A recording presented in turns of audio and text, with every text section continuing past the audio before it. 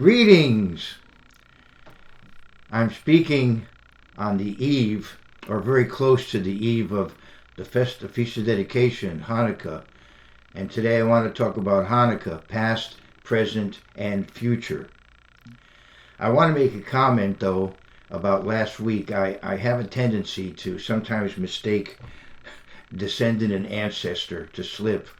And so we know that we have Ham, and then a descendant of Ham was Canaan. I believe Canaan was a son of Ham.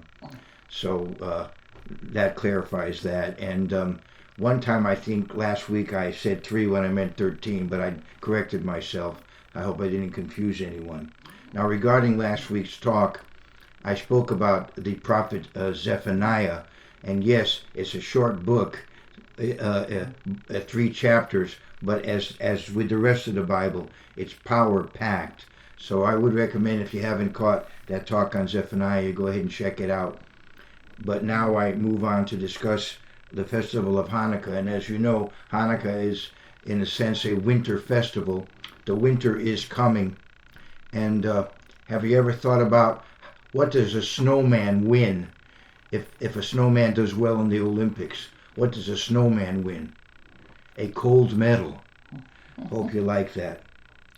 If we go to John 10 and verse 22, we see Hanukkah in the time of Jesus Christ, towards the end of his ministry. So a couple of centuries after the holiday was established. And I'm going to get into the background of it. But here we see Jesus is right at the center of the action where it's being celebrated, right at the temple. And why not? Jesus Christ in John 2 tells us that the temple was a type of him. He's the antitype of the temple. He's the fulfillment of it. He's the walking, talking temple. And in John 10:22, now it was the first Feast of Dedication. It was a Feast of Dedication in Jerusalem, and it was winter. And Jesus walked in the temple in Solomon's porch. Let's get some background on Hanukkah. You may remember that Antiochus IV, Antiochus Epiphanes, he thought of himself as a manifestation of God.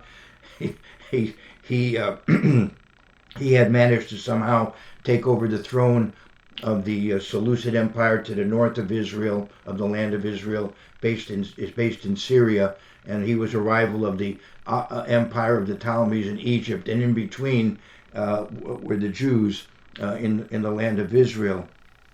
And Antiochus attempted to destroy the Sinaitic covenant in the land of Israel. He attempted to completely absorb the Jewish community into his way of thinking.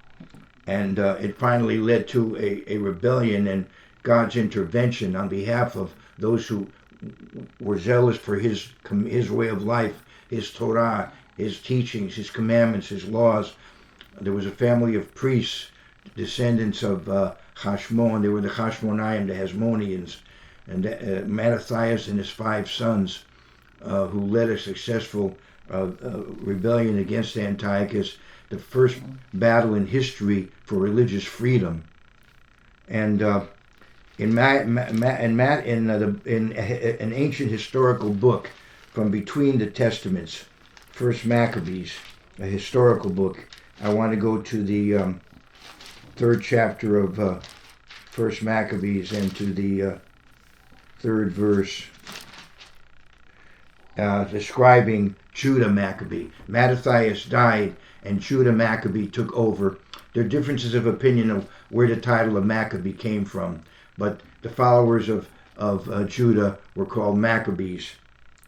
And it's describing him in 1 Maccabees 3 and verse 4. It says, he was like a lion in his deeds, like a lion's cub roaring for prey. I have a reason for reading that verse, as you'll see later.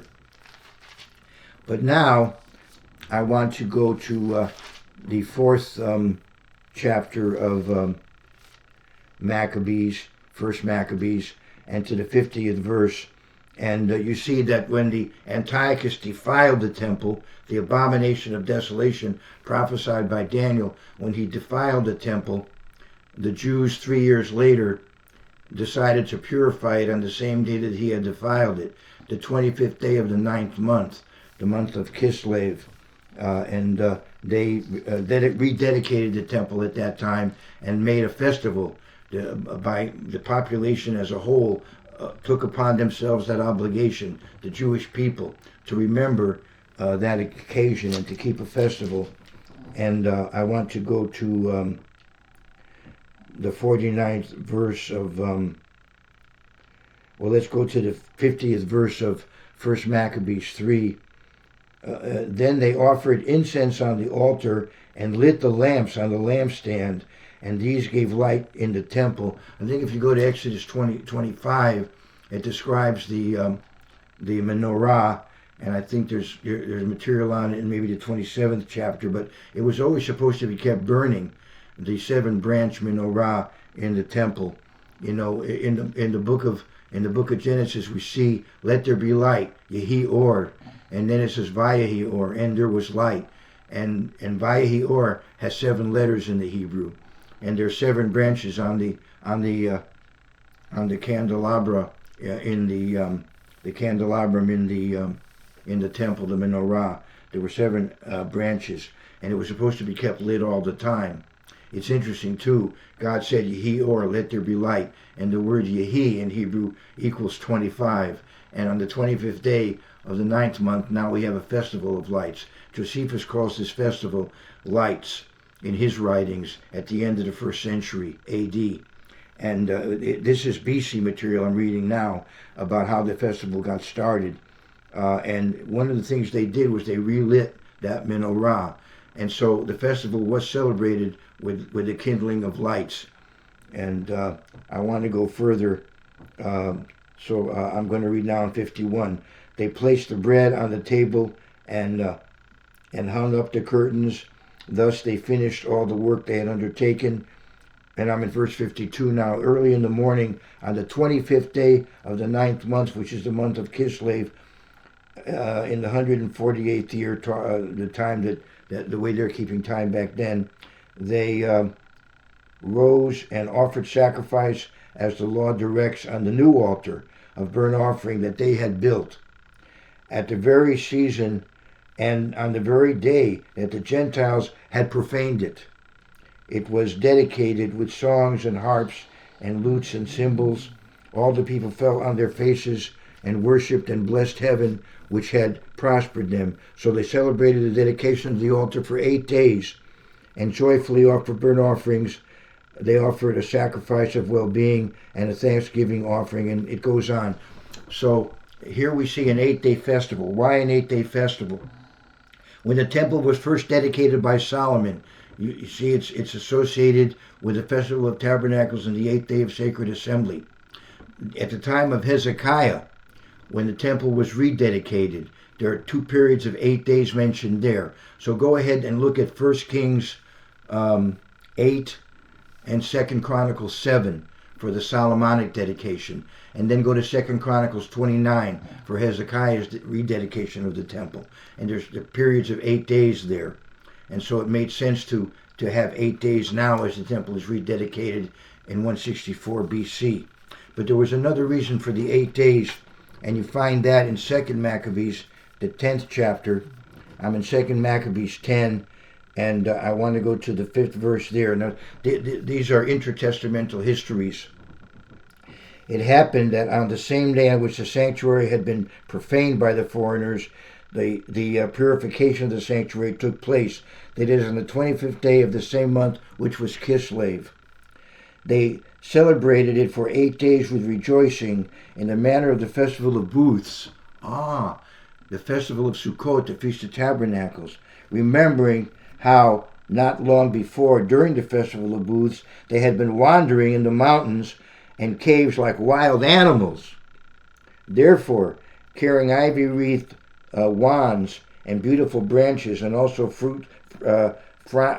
fronds of palm, they offered hymns of thanksgiving to him who had given success to the purifying of his own holy place. They decreed by public edict, ratified by vote, that the whole nation of the Jews should observe these days every year. So you see that it was like a way of sort of celebrating the Feast of Tabernacles belatedly. All right. Now you're not going to go out and live in booths during the winter. So the way to celebrate it was with lights. You see, the Jews had a tradition during the Festival of Tabernacles at the time of Christ, and very likely by that time, in the 2nd century BC, they had a tradition of having torchlight parades during the Feast of Tabernacles. Why? Go back to Leviticus 23. The purpose of the Feast of Tabernacles is to remember the wilderness experience as God led his people out of Egypt to the promised land. And remember, he led them with a pillar of cloud, with cloud by day and a pillar of fire by night. And so to remember that, the Jews would have torchlight parades in the evening during the Festival of Tabernacles. So it did make sense to celebrate Hanukkah those 8 days by lighting lights. Now, if you look at the Festival of Tabernacles in Numbers 29, you find special sacrifices offered, 70 young bulls, and according to my translation, the NKJV there. And these 70 bulls, you begin with 13, 12, 11, 10, 9, 8, 7. 7 bulls on the 7th day. So there's 70 bulls that are sacrificed. But each day there's one less. You diminish. And there could be reasons for that we could speculate about. But that was the system. So the disciples of their great Rabbi Shammai, they thought you should light 8 candles and then 7, 6, 5, 4, 3, 2, 1. That's not the custom that was adopted. The custom that was adopted was according to Hillel, the greatest rabbi of his day, the grandson of Gamaliel who taught Paul. And Hillel said, we increase in holiness, we don't decrease. Begin with 1 and go to 8. And that's the system that was adopted. And a servant candle, shamash, is used to light the 8. So the Hanukkah, the menorah for Hanukkah, which is specific to Hanukkah, has 9 branches, the shamash and then the other 8. Are you with me? So that's some background, and I want to say that even though the book of Maccabees didn't get into the Hebrew Bible, there is a prophecy very specific that leads us to understand the background of Hanukkah. So even though it's not mentioned by name in the Old Testament that we have, that the Jews have preserved, and the Catholics have it in their Bible, and the Anglicans, I believe, they've included 1st and 2nd Maccabees, but it's not in the Tanakh, and it's not in the Bibles that you're probably having in front of you. But there are prophecies in Daniel that really point to why we have the holiday of Hanukkah. And of course, as we understand, where is it mentioned? In the New Testament, interestingly, which I just read. But I want to go back now to Daniel, the 8th chapter, and here you have prophecies about about Hanukkah ahead of time. And at first, we see that Daniel is in what is today Iran. I think when he sees this vision, Iraq is where the capital is. The basic empire is.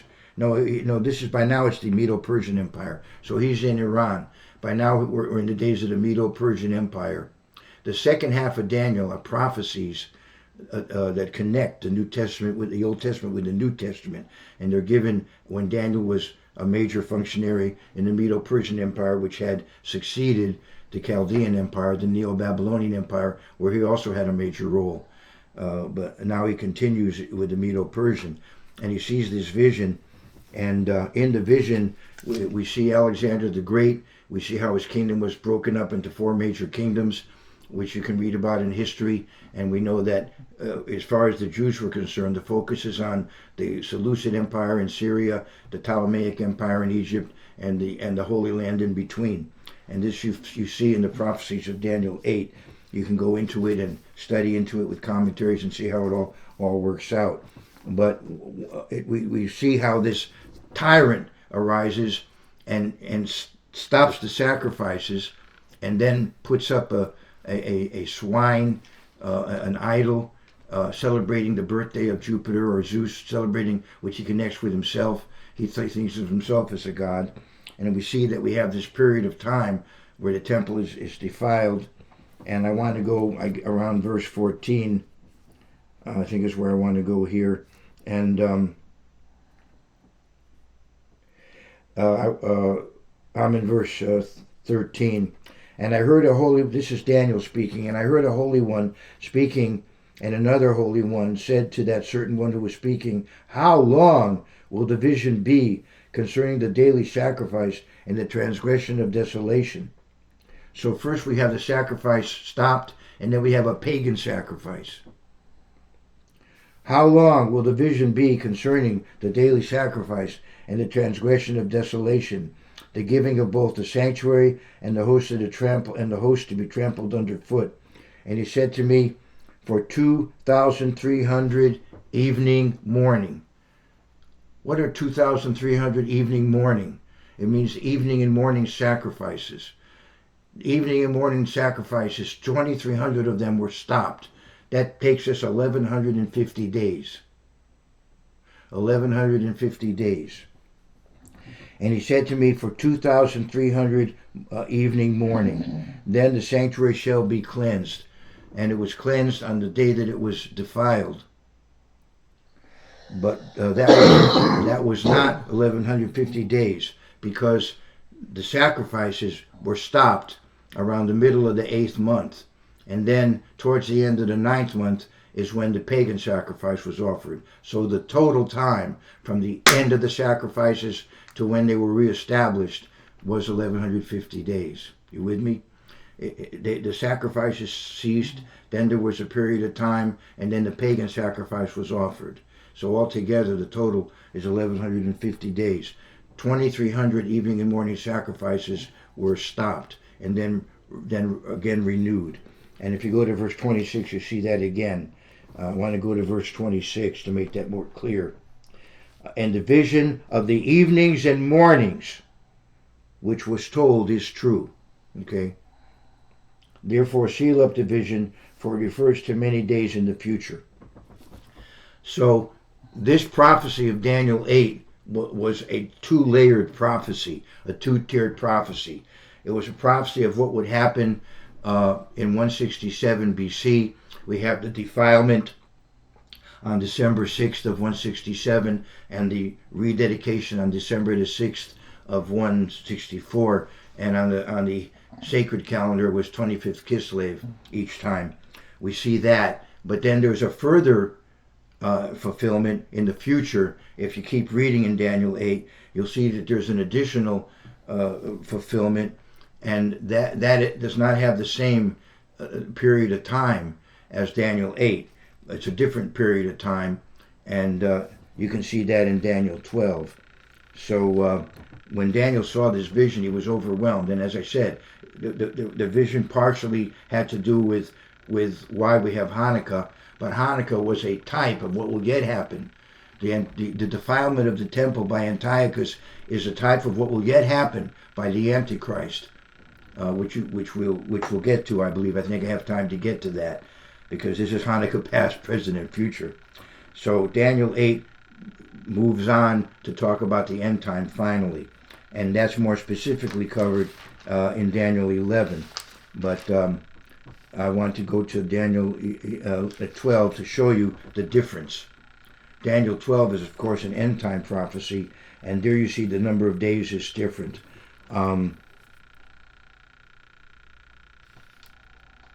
Let's go to verse 7 of verse 7 of Daniel 12.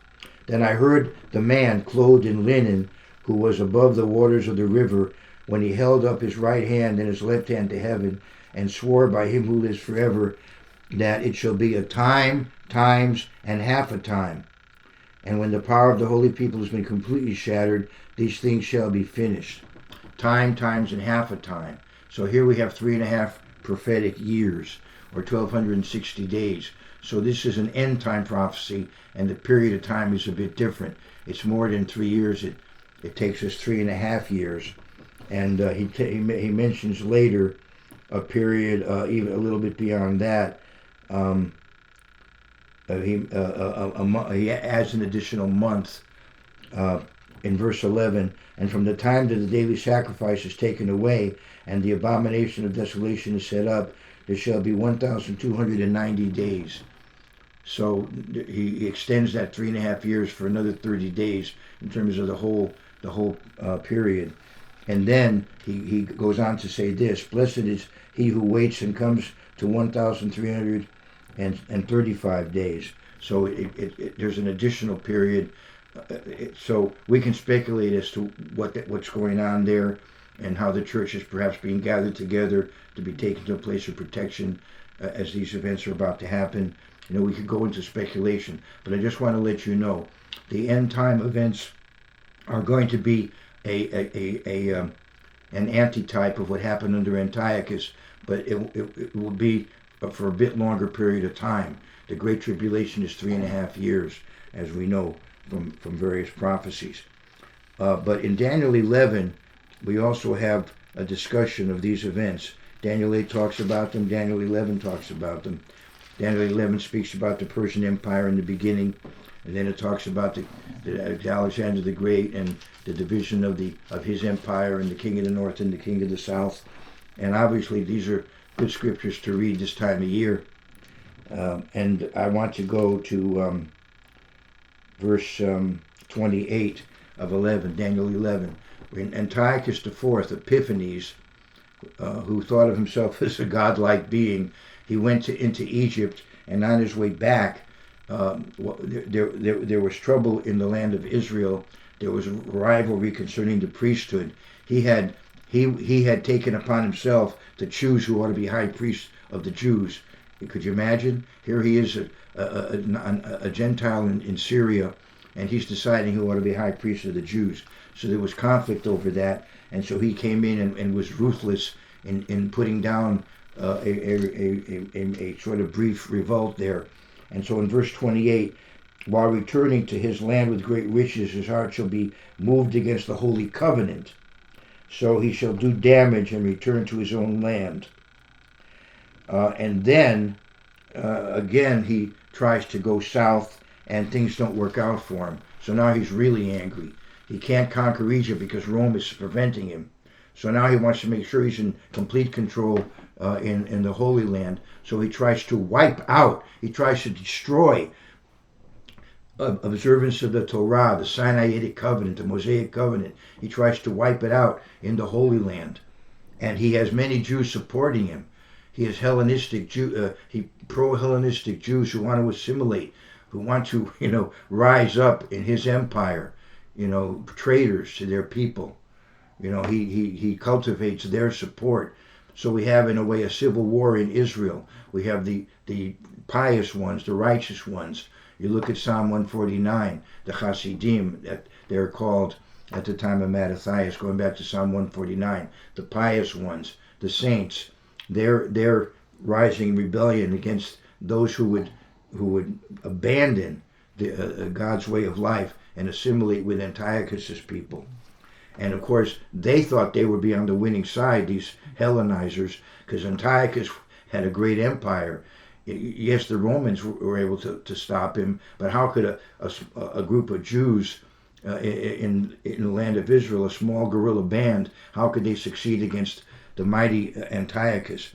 That is the great Hanukkah miracle. If you have an opportunity, you could look at a Jewish prayer book and the prayer that is recited this time of year. It's called the Al Hanisim prayer. It's also sung during Hanukkah. It talks about the miracle of Hanukkah. And the miracle is that this small guerrilla band overcame the might of Antiochus. There's this Hanukkah hymn called Ma'os Tzur, and there's an English version, an American version that was translated or prepared. It's not a translation, it's just a different version of the song, but in English, prepared by American rabbis in the late 19th century, I believe. And in that song, Jews sing, "And your word broke their sword when our own strength failed us." The Jews, if you were betting, you wouldn't have bet on the Jews against the Syrians, but the Jews were the winners.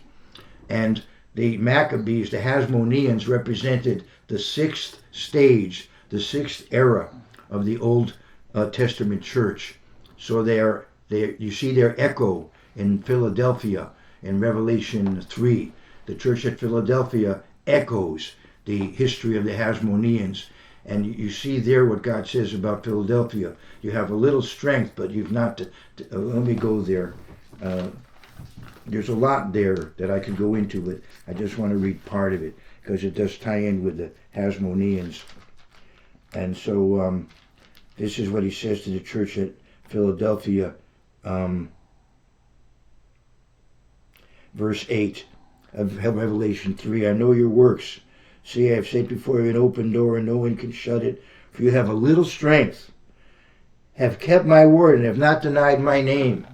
So, yes, they had a little strength. They had the heroism of Judah Maccabee and his brothers, the heroism of Mattathias, who began the rebellion. This family of priests, but how do they compare to this mighty army? But they won because God intervened for them and gave them the victory. And so therefore the old covenant remained being practiced in the land of Israel, and the way was prepared for the coming of Jesus Christ later on. And there he is celebrating Hanukkah in John 10. So anyway, we have here Antiochus, and let's go to verse 29. At the appointed time he shall return and go toward the south, but it shall not be like the former nor the latter, for ships from Cyprus shall come against him. Therefore he shall be grieved and return in rage against the holy covenant and do damage. So he shall return and show regard for those who forsake the holy covenant. And forces shall be mustered by him, and they shall defile the sanctuary fortress. So there's four things that happen. The temple is conquered by a Gentile army, and then it's defiled. And they shall take away the daily sacrifices. The third thing is he stops the sacrifices, as I already talked about. And then the fourth climactic thing, and place there the abomination of desolation, sacrificing a pig to Jupiter. Those who do wickedly against the covenant he shall corrupt with flattery, as I talked about. But the people who know their God shall be strong and carry out great exploits is added. That's the point. They'll be strong and they shall do. they'll do what is necessary, and they will win with God's help. And so here we have a victory of righteousness, a victory of righteousness over wickedness, of light over darkness, and it foreshadows the victory of Jesus Christ. And that victory also will be supernatural. God's people will be supernaturally delivered as Jesus Christ himself directly intervenes with the angelic army, as you read about in Revelation 19. And if I have, I plan to say something about that. But anyway, Daniel 9, verses 24 to 27 also is relevant here, but I won't go into it today. But that Daniel 9 seems to be a double prophecy. One way to understand the final part is we're talking about Christ, and then another way to understand it could be talking about the Antichrist. So it could be a prophecy to be understood two different ways. But that's really the subject for another time. But we have the basic background. We have the attempt to destroy God's way of life in the Holy Land, and the zeal of the priests and their followers to maintain God's way of life, the victory that God gave them, the rededication of the temple, and then the festival that was fixed as a result, an 8-day festival. We have that background. Now Antiochus called himself Epiphanes, God manifest. You have that same term relating to the Antichrist. I want to go to 2 Thessalonians, the 2nd chapter. And here you have the Antichrist spoken about. Antiochus was a type of that Antichrist, that tyrant who will yet emerge in the end time. And if you study the events surrounding Hanukkah, it should help understand what is yet to come, although we don't know how it will work out this time. We just have to be patient. I don't think we yet fully understand what's going to be happening, but at least we can study the history, and then as God opens our minds and hearts as we get closer to those end time events, God will give us an understanding of what we need to know. I want to go to 2 Thessalonians 2, and it talks about in the 4th verse. Here we are. It talks about this Antichrist who opposes and exalts himself above all that is called God or that is worshipped, so that he sits as God in the temple of God, showing himself that he is God. This is more or less what Antiochus was doing. He was combining the worship of Jupiter with the worship of himself. So how that's going to be fulfilled, we have yet to see. But I want to go to verse 8. And then the lawless one will be revealed, whom the Lord will consume with the breath of his mouth, and destroy with the brightness of his coming. Epiphaneia. The epiphaneia, the brightness of his coming. So who is the true bright one? Who is the true God manifest? Yeshua HaMashiach, right? Jesus Christ. He is the Mashiach, the Christos. He's also the Soter, the Moshiach. He's the Savior. I'm using Greek, Hebrew, and English. He's our He's our King, and He's our Savior. He is the Logos made flesh, and now resurrected to immortal life, and to return. He's our intercessor, and He's going to return and rule over us, and under Him will be the resurrected saints. They are the Maccabees of today. I want to go to Revelation 19, because let's go first to Revelation 5. Remember, Judah Maccabee, who was a priest, led the victorious Jews against Antiochus. And Jesus Christ, who is of the tribe of Judah, is also a high priest, and he's also a king. Now the Hasmoneans, after Judah died, he was killed later on in war, but eventually the Hasmoneans began to rule over the Jews, and they took upon themselves to be both kings and priests, which was a controversial move. But the justification I think they gave was, until God reveals the descendant of David who will take over, will rule for the time being as kings and priests. So anyway, for a while they combined that role. Well, of course, Jesus Christ legitimately combines that role, not an Aaronic priest, but he's a priest after the order of Melchizedek, right? You go to Genesis 14, Psalm 110, Hebrews 6 and 7, and so on. He is the high priest after the order of Melchizedek. He's also the king, the Davidic monarch. He's both. So Judah Maccabee, in a way, is a type of Christ, and he's described in 1 Maccabees as a lion. Let's go to Revelation 5 and verse 5. We see Jesus Christ as the Lion of Judah. But one of the elders said to me, "Do not weep." Revelation 5:5. Behold, the Lion of the tribe of Judah, the root of David, has prevailed to open the scroll and to loose its 7 seals.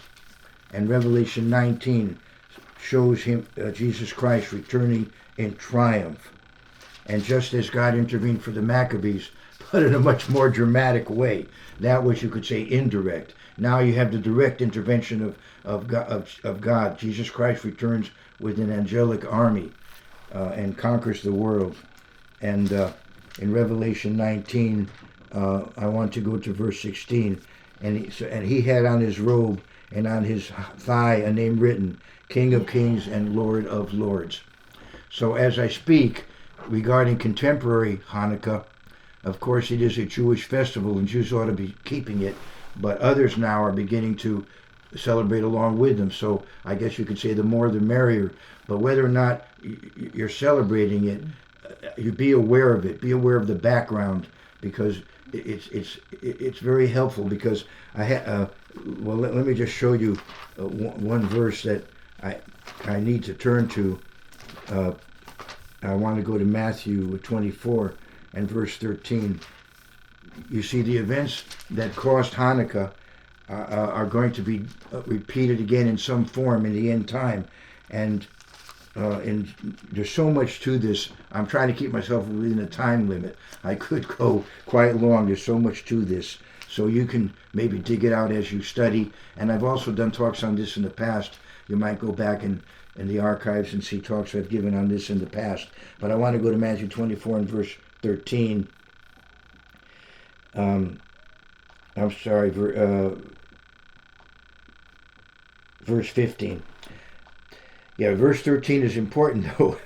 But he who endures to the end shall be saved. I often think of that during Hanukkah. There's 8 days, so we keep lighting candles all through the 8 days. It's kind of an endurance test in a way. We want to keep all 8 days. But anyway, I want to go to verse 15. Therefore, when you see the abomination of desolation spoken of by Daniel the prophet standing in the holy place, whoever reads, let him understand. Then let them who are in Judea flee to the mountains. He says, pray that your flight be not on the Sabbath, nor in the winter. And they did have to flee in the winter back then. We won't have to flee in the winter. We're praying about it ahead of time. So in the northern hemisphere, likely we'll be fleeing in the spring, and in the southern hemisphere, it'll be in the autumn. So we won't have to flee in the winter. And there's more I could say, but I'll leave it at that. But I want to go to Mark. Since I brought it up, I want to go to Mark 13. And verse 14 is what I want. Mark 13 and verse 14.